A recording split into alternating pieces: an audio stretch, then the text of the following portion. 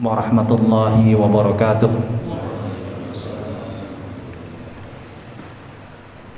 Alhamdulillahilladzi hadana lihada wa ma kunna linahtadiya laula an hadana Allah.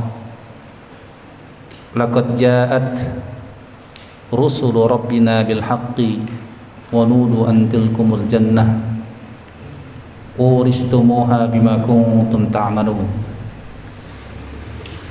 Asyhadu an la ilaha illallah wahdahu la syarikalah wa asyhadu anna Muhammadan abduhu wa rasuluh la nabiyya ba'dah. Allahumma salli wa sallim ala nabiyyina Muhammadin wa ala alihi wa ashabihi wa man tabi'ahum bi ihsanin ila yaumil qiyamah. Amma ba'du. Bapak dan saudara-saudara jamaah salat subuh Masjid At-Taubah Taman Raya Citayam, kita bersyukur kepada Allah Subhanahu wa taala. Allah masih perkenankan, masih memberikan kesempatan dan waktu kepada kita, sehingga kita baru saja dapat melaksanakan salah satu aktivitas terbaik kita pasca kita tertidur di malam hari, ruku dan sujud bersama di rumah Allah Subhanahu wa taala, melaksanakan salat subuh berjamaah. Semoga awal yang baik, amalan terbaik di pagi hari ini memberkahi sisa-sisa perjalanan usia kita, sehingga tidaklah berlalu hari-hari yang akan kita lewati, waktu demi waktu, detik demi detik yang akan kita lewati, kecuali semuanya berada dalam kisaran keridhaan, cinta dan kasih Allah Subhanahu wa taala. Allah mengampuni dosa khilaf dan kesalahan kita di masa lalu. Allah Subhanahu wa taala menerima seluruh rangkaian amal baik yang kita lakukan.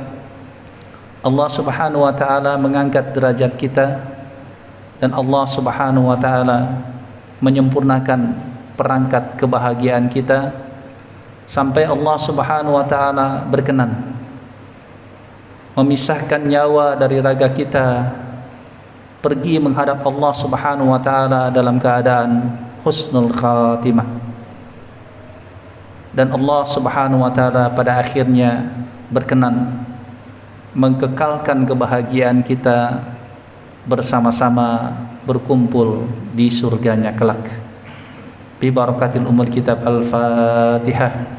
A'udzu billahi minasy syaithanir rajim. Bismillahirrahmanirrahim. Alhamdulillahi rabbil alamin. Ar-Rahmanir Rahim. Maliki yaumiddin. Iyyaka na'budu wa iyyaka nasta'in. Ihdinas siratal mustaqim.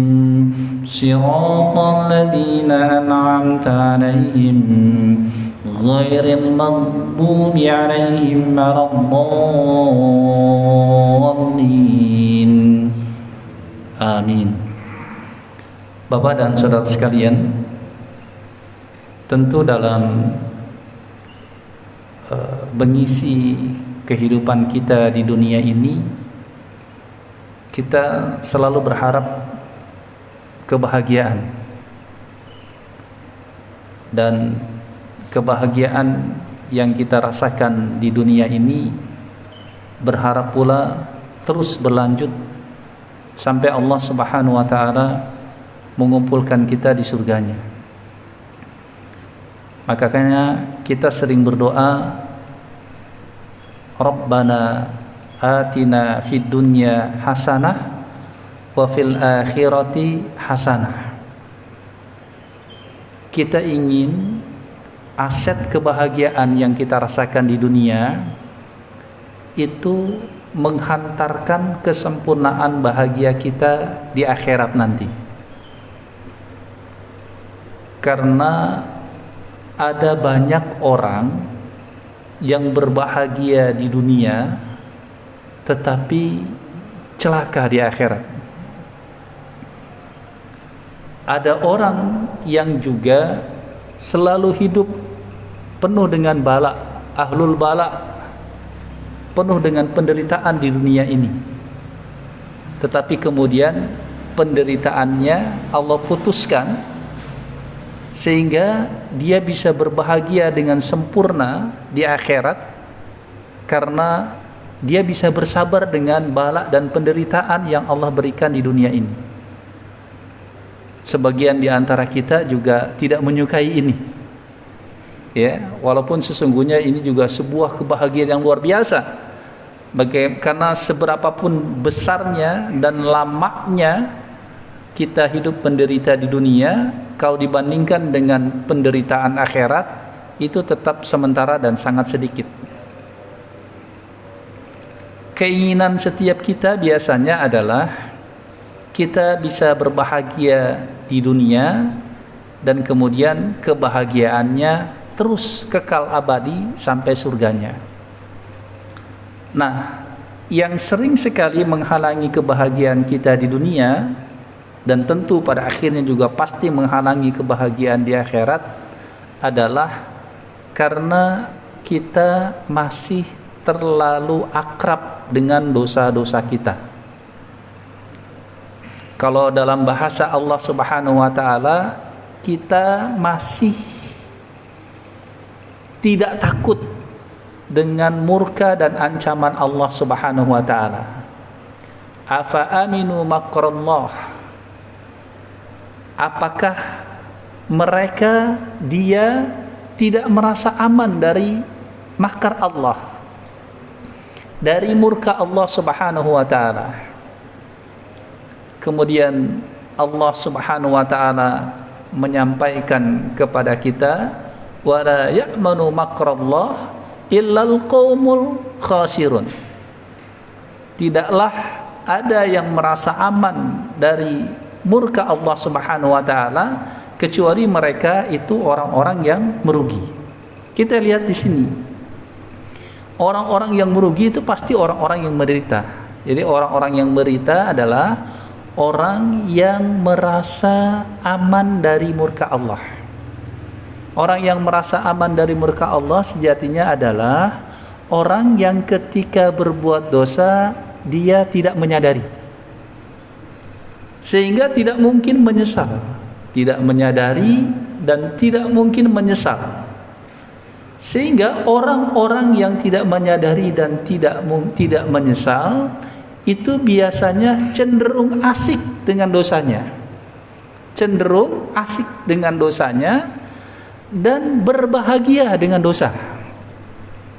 Asik dengan dosa, berbahagia dengan dosa, sehingga pada akhirnya dia merasa butuh dengan dosa itu karena kebahagiaannya bergantung dengan dosa itu. Orang yang seperti inilah yang disebut dengan orang yang paling merugi. Dalam hadis disebutkan akbarul kabair.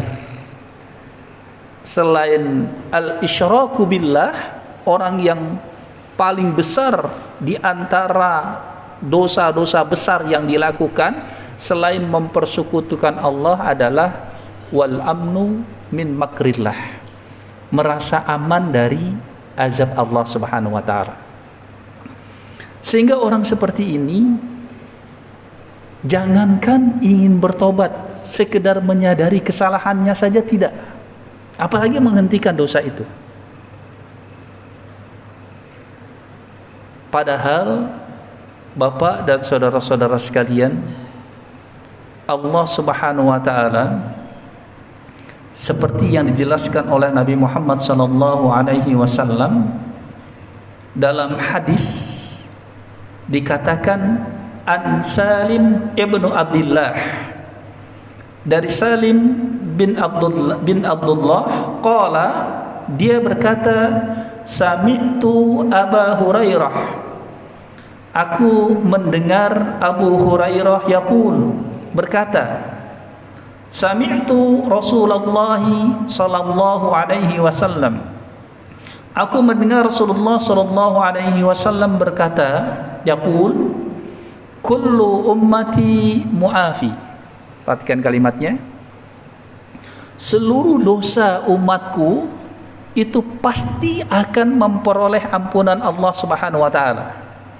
Seluruh dosa umatku pasti akan mendapatkan ampunan Allah Subhanahu wa taala. Illal mujahirin, kecuali mereka-mereka al-mujahir. Nah, al-mujahir adalah orang-orang yang senantiasa menampakkan dosanya. Karena dia berbuat dosa, tidak merasakan sebagai sebuah perbuatan dosa, dan dosanya diakui sebagai aset kebahagiaannya, sehingga dia berkepentingan untuk mempertahankan dosa, bahkan mengkampanyekan dosa, mendeklarasikan dosa, dan mendukung perbuatan-perbuatan dosa, berkorban apa saja agar dosanya itu tersebar. Ini yang disebut dengan al-mujahir. Kalau dalam bahasa hadis yang disebut dengan mujahir adalah, wa inna minal mujahirati ayya'mala ar-rajulu bil-laili amalan summa yusbihu wa qad satarahu Allahu fayaqul ya fulan alimtu al-barihah kada wa kada wa qad bata satarahu rabbah wa yusbihu yuksafu satarahu Allahu an. Yang dikatakan orang-orang yang mujahirin, orang-orang yang terang-terangan berbuat dosa, adalah mereka yang berbuat dosa pada malam hari, kemudian pada pagi hari dia menceritakannya, padahal Allah telah menutupi perbuatan tersebut. Kemudian dia berkata, wahai fulan, tadi malam aku telah berbuat begini dan begitu. Sebenarnya, kata Rasulullah, pada malam hari Allah telah menutupi perbuatannya, artinya telah mengampuni perbuatan dosanya. Tetapi pada pagi hari dia menyingkap perbuatannya sendiri yang telah ditutupi. Artinya dia sendiri yang menutup pintu ampunan Allah Subhanahu wa taala. Dan tanpa kita sadari, sesungguhnya kita sering terjebak dalam perbuatan-perbuatan atau masuk dalam kategori minal mujahirin. Orang-orang yang tanpa kita sadari, kita ini sering menampakkan dosa-dosa dan tidak pernah merasa berbuat dosa.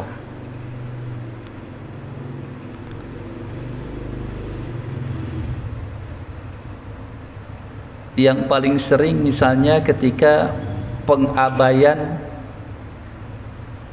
perintah Allah Subhanahu wa taala, kewajiban minimal bagi istri dan anak-anak wanita kita untuk menutup auratnya.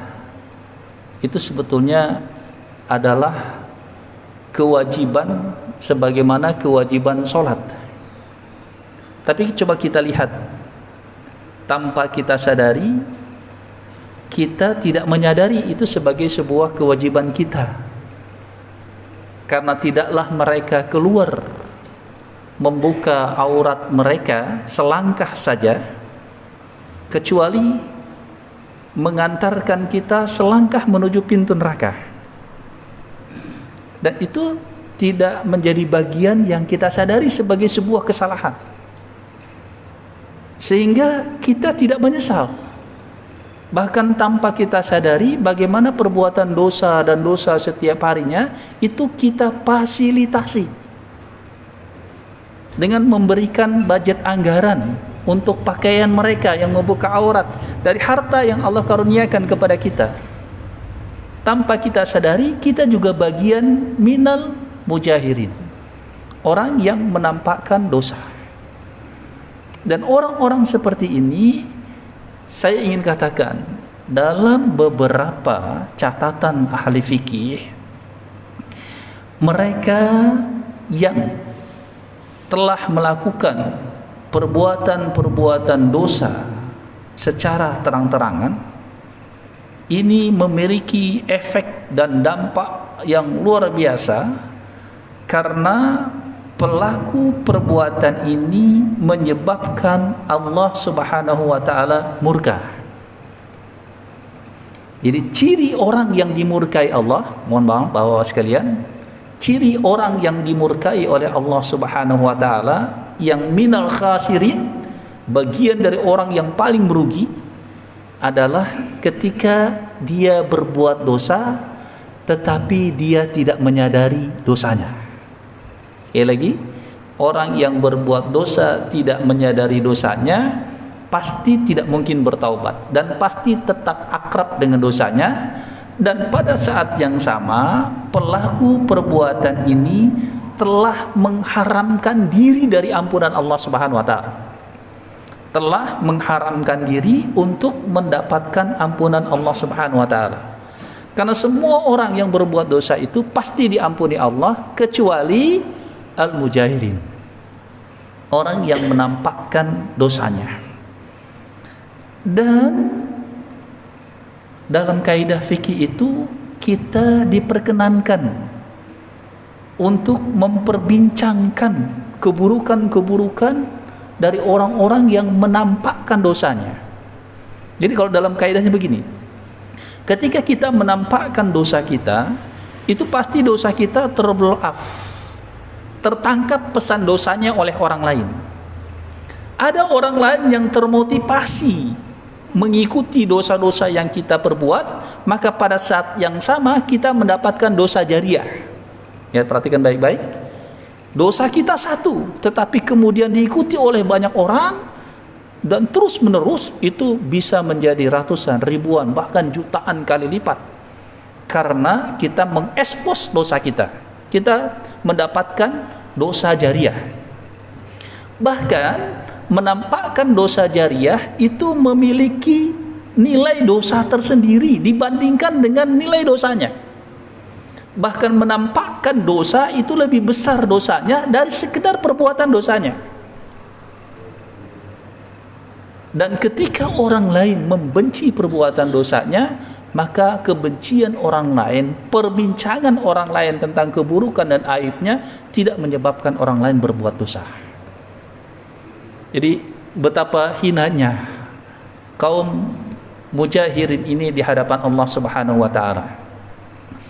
Oleh sebab itu, Bapak dan saudara-saudara sekalian, betapa setiap kita itu sangat terancam dengan stigma ini, dengan identitas al-mujahirin ini. Sehingga kita harus membebaskan diri. Dan ini menjadi kebutuhan mendesak di tengah-tengah upaya kita untuk mendekatkan diri kita kepada Allah Subhanahu wa taala dengan berbagai macam prestasi-prestasi ibadah ritual kita kepada Allah Subhanahu wa taala. Jangan sampai kemudian seluruh prestasi-prestasi ibadah-ibadah kebaikan kita itu justru malah mengakrabkan kita dengan dosa-dosa yang kita lakukan di luar amal kebaikan kita. Kalau dalam bahasa para ulama, sementara catatan kebaikan kita berjalan terseok-seok, berbeda dengan perjalanan kemaksiatan kita. Perjalanannya begitu sangat cepat, lari sprint, dan dilakukan berulang-ulang dalam waktu yang sangat lama, kontinu, dan diikuti oleh banyak orang. Sehingga begitu sangat berbahayanya nasib kita di yaumil akhir, sampai kemudian Allah mengatakan minal khasirin, kita bagian dari orang-orang yang sangat merugi. Apa yang harus kita lakukan? Nah, saya ingin supaya kita tidak pesimis, wala tayasu mir rahmatillah, agar kita tidak berputus asa dari rahmat Allah Subhanahu wa taala. Karena Allah Subhanahu wa taala sering sekali mengingatkan kepada kita dalam hadis yang relatif panjang Bagaimana dikatakan an Anas radhiyallahu an qala sami'tu Rasulullah sallallahu alaihi wasallam yaqul qala Allah ta'ala ya ibnu Adam innaka ma da'utani, ya dikatakan siapa di antara kita yang selalu menyeru kepada Allah Subhanahu wa taala, wa rajutani, kemudian dia selalu meminta dan berharap kepada Allah Subhanahu wa taala, ghafartu laka ala ma kana wala ubali, dan pasti aku akan selalu mengampuni dosa-dosa kalian, ya, aku pasti akan selalu mengampuni dosa-dosa kalian dan aku tidak akan peduli seberapa besar dosa-dosa kalian. Lihat bagaimana Allah Subhanahu wa taala selalu menyeru kepada kita. Siapa di antara kita yang selalu berharap kepada Allah Subhanahu wa taala dan selalu memohon ampunan kepada Allah Subhanahu wa taala, Allah pasti akan memberikan ampunan itu kepada kita dan Allah tidak peduli sebesar apapun dosa kita. Ya.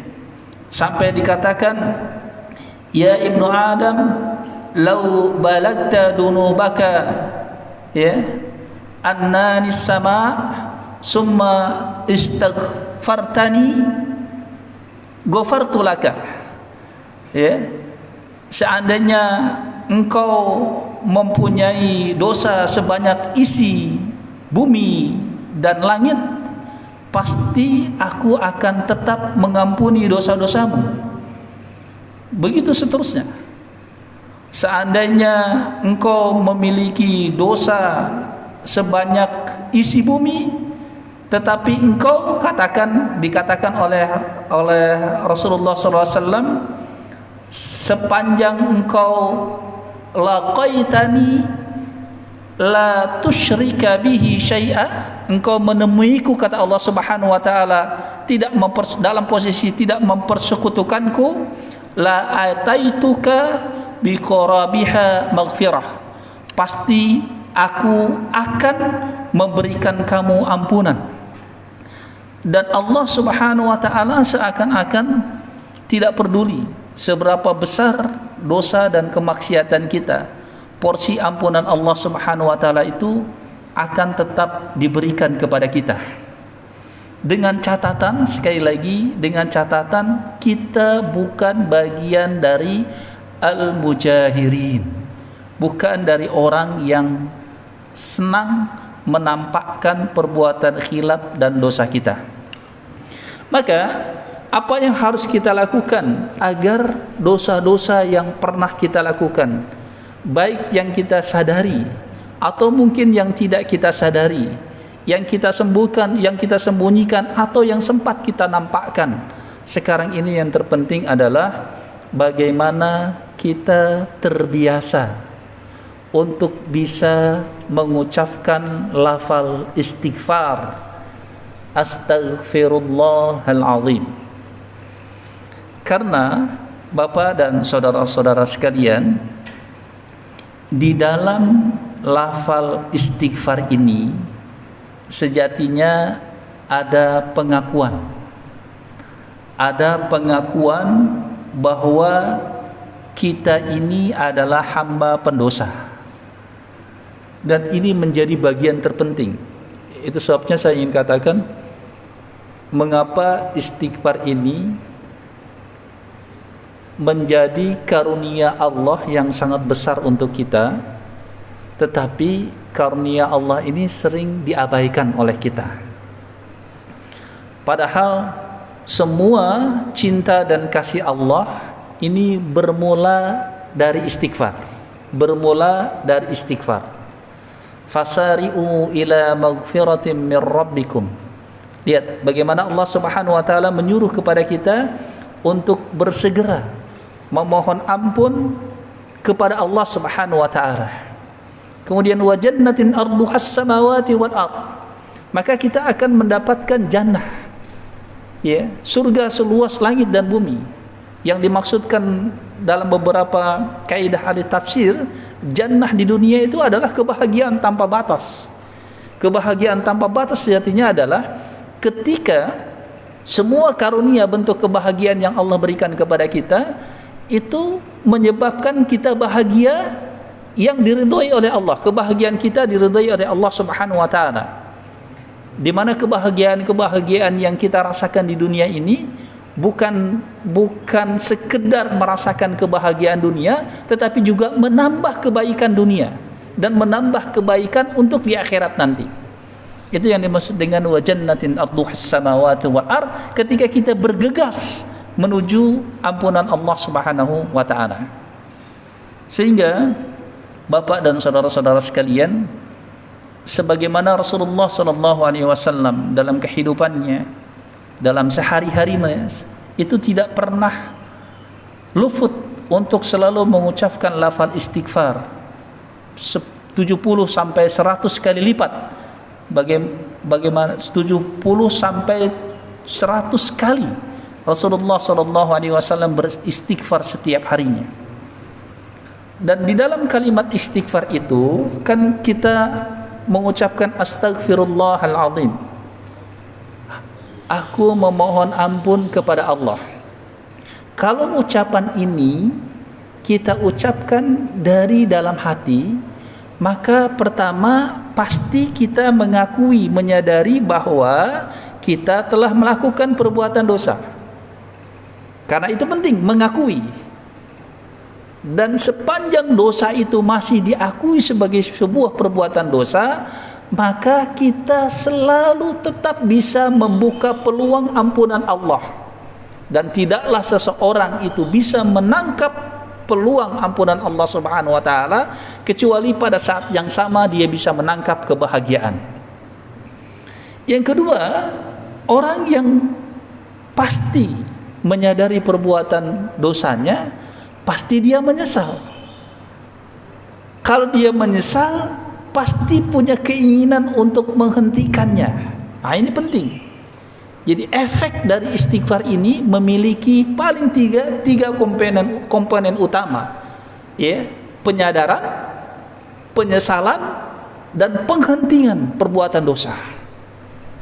Dan bagaimana Allah Subhanahu wa taala begitu sangat mengapresiasi orang-orang yang di dalam dirinya selalu banyak beristighfar setiap harinya.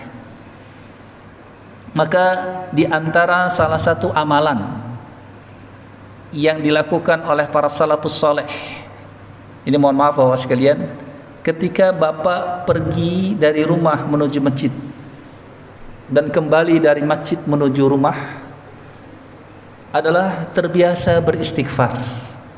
Terbiasa beristighfar. Karena dalam hadis itu disebutkan, tidaklah seseorang itu berangkat menuju masjid kecuali kaki yang satunya, langkah kaki yang satunya itu menggugurkan dosa, dan langkah kaki yang berikutnya itu mengangkat derajatnya di hadapan Allah Subhanahu wa taala. Sehingga amalan yang terbaik ketika dari rumah menuju masjid dan dari masjid menuju rumah itu adalah beristighfar. Makanya saya minta ini coba bisa kita amalkan, Bapak sekalian, bisa kita amalkan.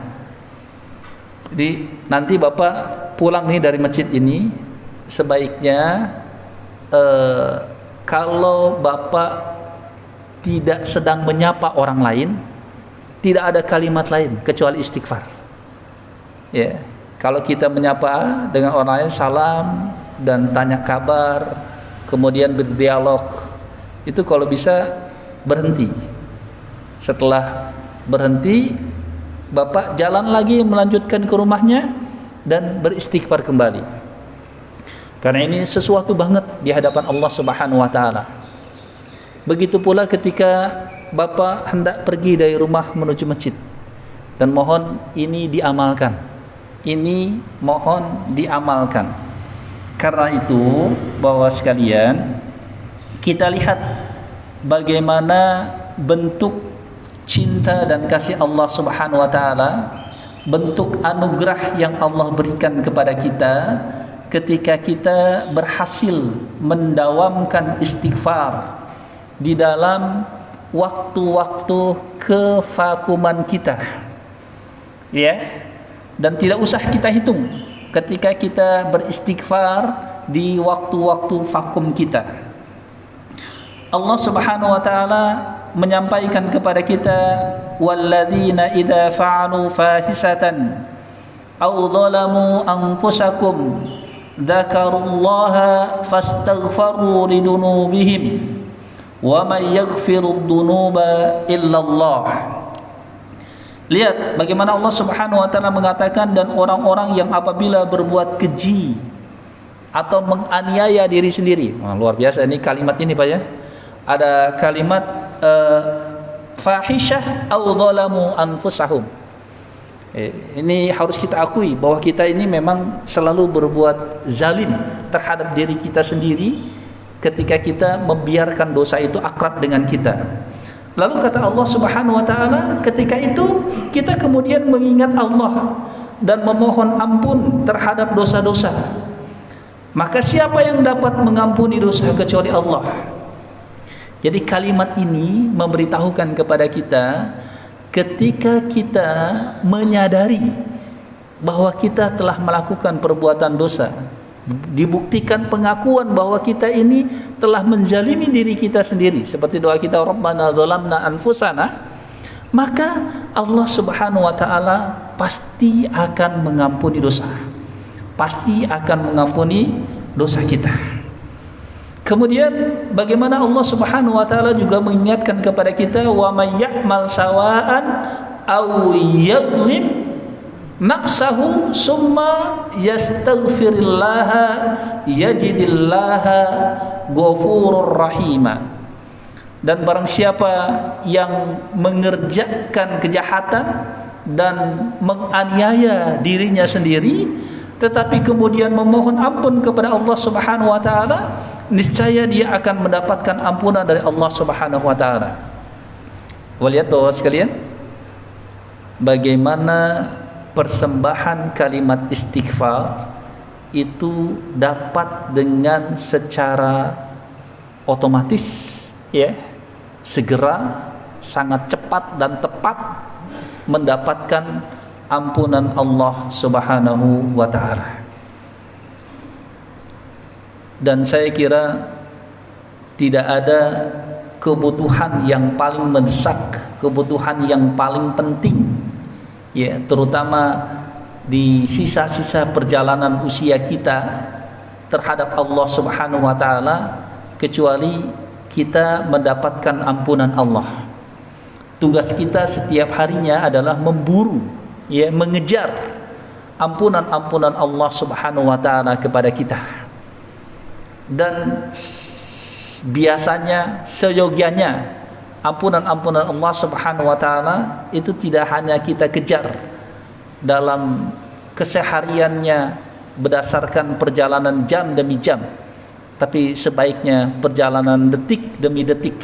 Kalau dalam bahasa para ulama, jangan pernah menunda kalimat istighfar walaupun hanya beberapa detik saja. Jadi kalau kita menyadari itu sebagai sebuah kesalahan, ya, menyadari saja, apakah kemudian ada keinginan untuk menghentikannya atau tidak, yang pasti ketika kita menyadari, maka ucapkanlah astaghfirullahal azim, karena porsi ampunan itu akan segera kita dapatkan. Dan tidak hanya itu Bapak-bapak sekalian, bagaimana pula ketika kalimat-kalimat istighfar itu senantiasa akrab dengan diri kita, ternyata Allah Subhanahu wa taala tidak hanya menyelamatkan kita dari catatan-catatan dosa yang penuh dengan ancaman murka Allah Subhanahu wa taala, tetapi bagaimana Allah Subhanahu wa taala juga melengkapi kebahagiaan-kebahagiaan kita di dunia. Dalam surat Nuh dikatakan, faqultu astaghfiru rabbakum innahu kana ghaffara.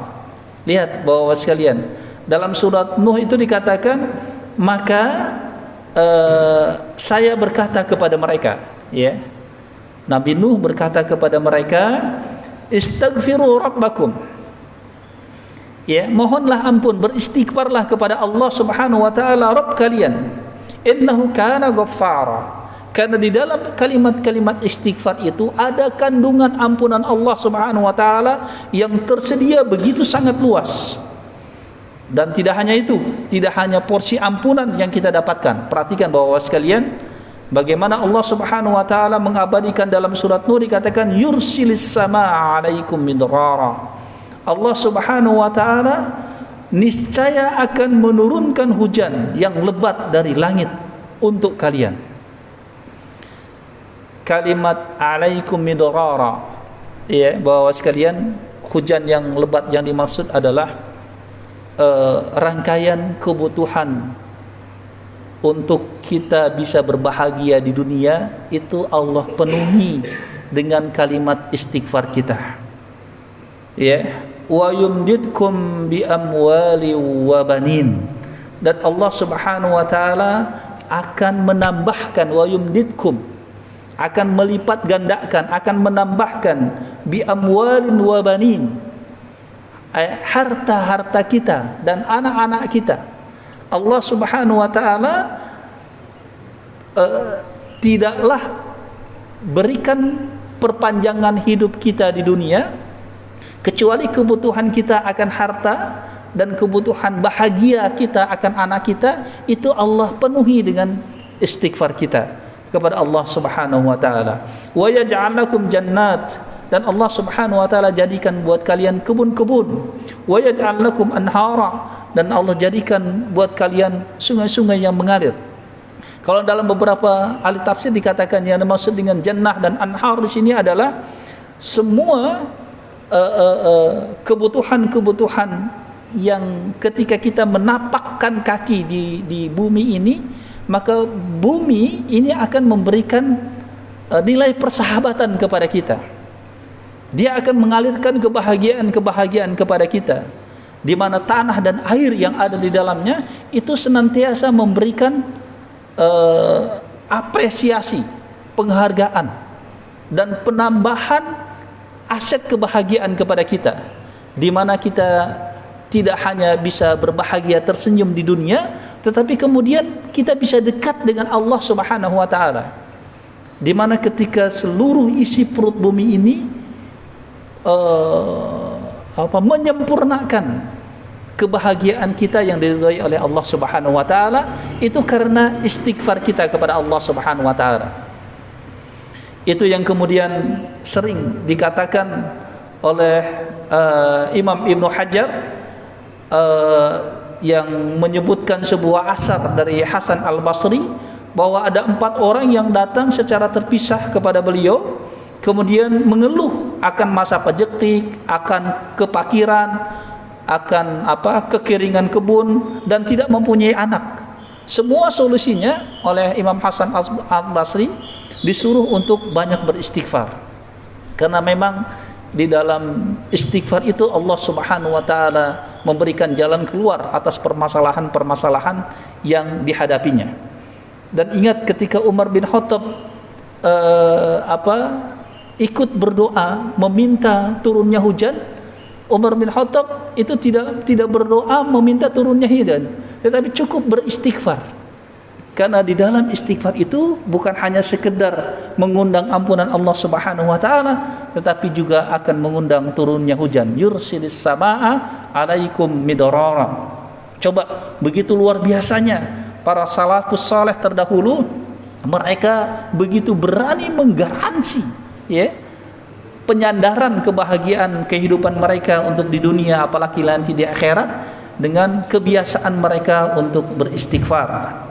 Dan yang terpenting, bagaimana ketika Allah Subhanahu wa taala dalam surat Al-Anfal, bahwa sekalian Allah Subhanahu wa taala mengatakan, wa ma kana Allahu liyu'adzibahum wa anta fihim wa ma kana Allahu mu'adzibahum wa hum yastaghfirun.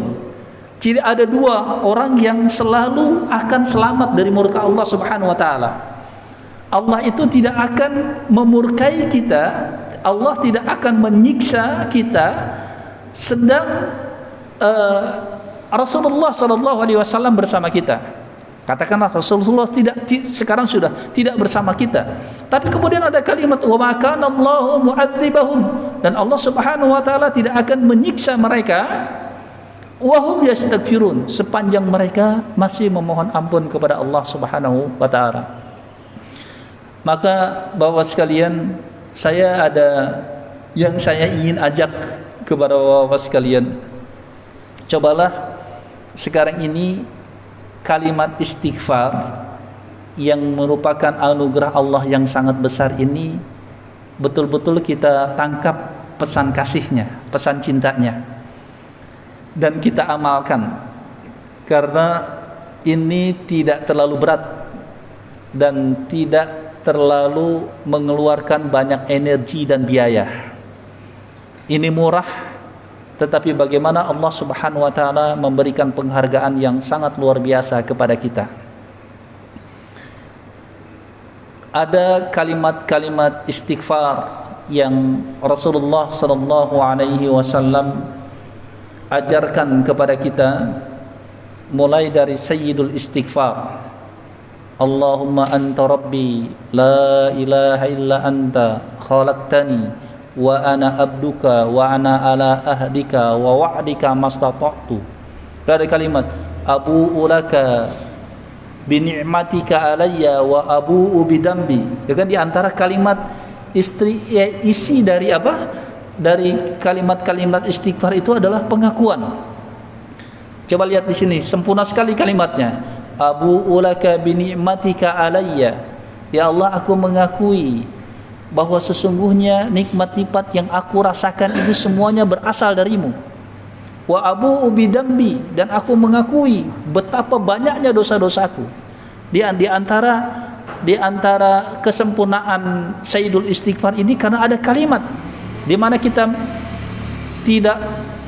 tidaklah merasakan nikmat dan karunia Allah Subhanahu wa taala kecuali kita akui dari Allah Subhanahu wa taala, dan pada saat yang sama kita akui bahwa cara kita mensyukuri nikmat Allah Subhanahu wa taala itu sering sekali dibubuhi oleh dosa dan kemaksiatan. Maka kemudian kita menyuruh kepada Allah Subhanahu wa taala, faghfirli fa innahu la yaghfirudz dzunuba illa anta. Lalu kita memohon kepada Allah Subhanahu wa taala agar Allah mengampuni dosa-dosa kita. Paling tidak bapak sekalian, kalimat istighfar yang bapak bisa ulangi itu kalimat astaghfirullahal azim. Kalimatnya ya, supaya tidak salah. Yang pertama adalah huruf hamzah, kemudian huruf sin ya, as, kemudian huruf ta, kemudian huruf gha. Coba bawa sekalian, ta, ya, astag, sama-sama.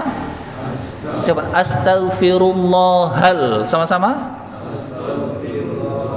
Pakai hal ya, bukan pakai al. Karena kalau diwakafkan itu bisa nih. Astaghfirullah hal, bukan hal. Jadi kalau berhenti astaghfirullah al-azim. Tapi kalau digabung bukan astaghfirullah al-azim, tapi astaghfirullahal azim. Yang ingin saya berikan catatan yang pertama, lafal Allahnya itu agak panjang. Astaghfirullahal azim. Jadi jangan astagfirullahaladzim, astagfirullah. Kayak lafal Allahnya tidak panjang, usahakan panjang. Astaghfirullahal azim. Dan dhi-nya itu pakai dha, ya. Dha itu punya sifat apa? Tafkhim, tebal. Ujung lidah nempel di dua ujung gigi yang atas dengan mengangkat pangkal lidah dan melengketkan punggung lidah. Karena dia punya sifat itbaq dan punya sifat isti'la, ya, tafkhim. Ya. Coba sama-sama. Dha. Ujung lidah nempel di dua ujung gigi yang atas dengan pangkal lidahnya naik. Dha. Ghadidhu bal. Ya, coba azim. Astaghfirullahal azim. Ya, bukan al tapi hal. Astaghfirullahal azim. Sama-sama. Coba rullah. Jangan sampai ru, enggak ada wawunya tapi langsung lam. Rullah. Ya, astaghfirullahal azim. Sama-sama Pak? Astaghfirullahal azim. Astaghfirullahal azim. Astaghfirullahal azim. Jadi kalau Bapak beristighfar, jangan lupa lafal Allahnya panjangkan. Astaghfirullahal azim.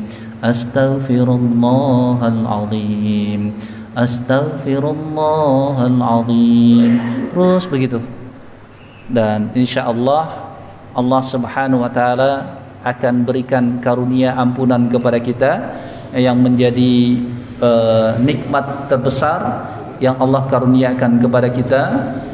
Dan yang terpenting bagaimana Allah menyempurnakan kebahagiaan, aset kebahagiaan kita di dunia ini. Baik, sebagai tambahan saya ingin ajak bapak-bapak sekalian, kalau bisa ya, coba mulai dari sekarang, amalkan kalimat istighfar ini. Sederhana saja. Bapak tidak pergi meninggalkan rumah menuju masjid dan tidak kembali dari masjid menuju rumah kecuali selalu terisi dengan istighfar. Bisa nggak Pak? Kita amalkan ya sampai Allah